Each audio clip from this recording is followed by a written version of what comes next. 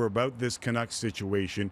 Where are you on all this, and what have you heard from the league on the reaction to one JT Miller and then the meeting with the PA?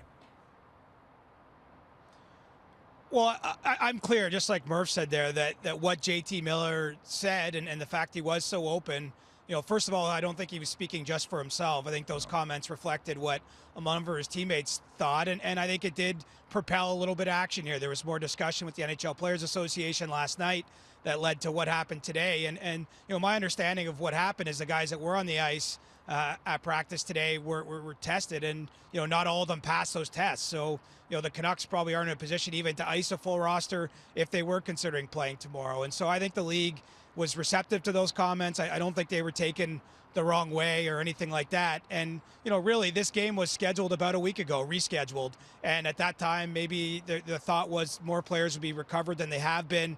The Canucks practice facility had to remain closed an extra day this week, and so this has been a pretty fluid situation all along.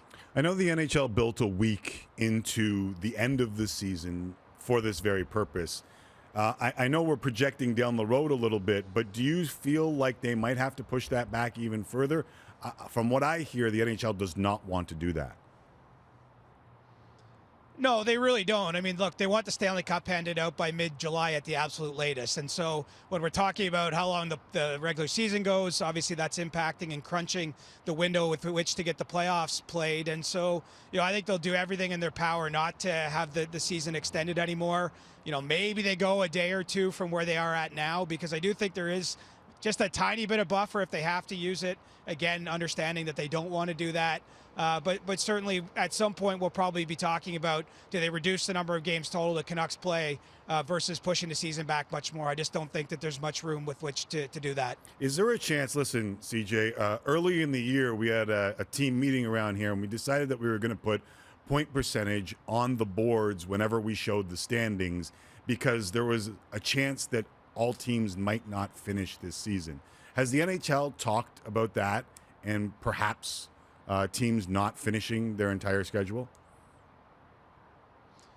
It's definitely been a discussion point, just understanding that, look, I mean, none of us want this to happen. I don't even want to speak it into existence, but, we could still have an outbreak between now and the end of the season with another team, not the Canucks, and you might be in that position where you're forced to do that. So I think that the league has understood all along that that was a possibility, and it remains a possibility today.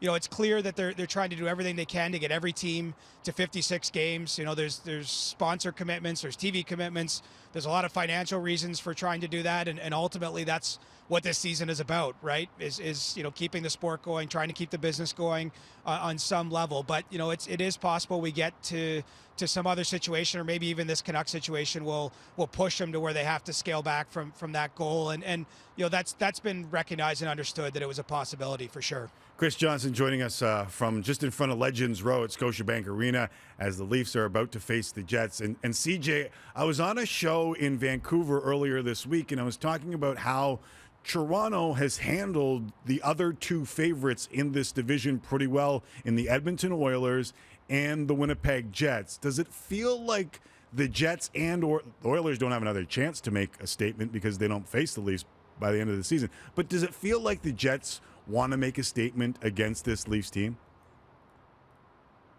Well, absolutely. Look, they started their backup goaltender last night in Ottawa, and Laurent Brossoit, who's a very good backup goaltender, but the message there is they're saving Connor Hellebuck for the game against Toronto.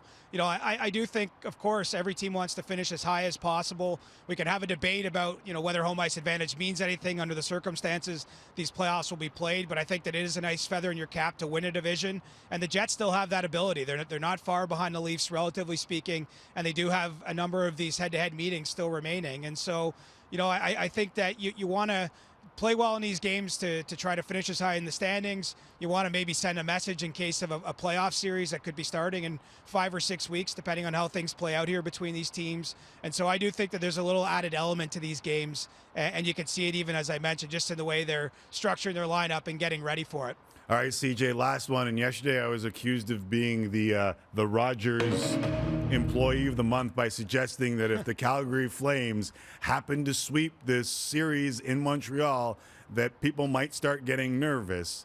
Are they a little closer to nervous the way that went down last night for Calgary? Oh, I think so. I mean, because it wasn't just that Calgary won that game, Tim. They dominated. You know, they looked really good. I mean, there were obviously it was desperation city for them. I mean, they understood what you were saying. In their own dressing room, they were thinking the same thing. But, you know, I thought they handled themselves well in Toronto. They won a game against Edmonton prior to that.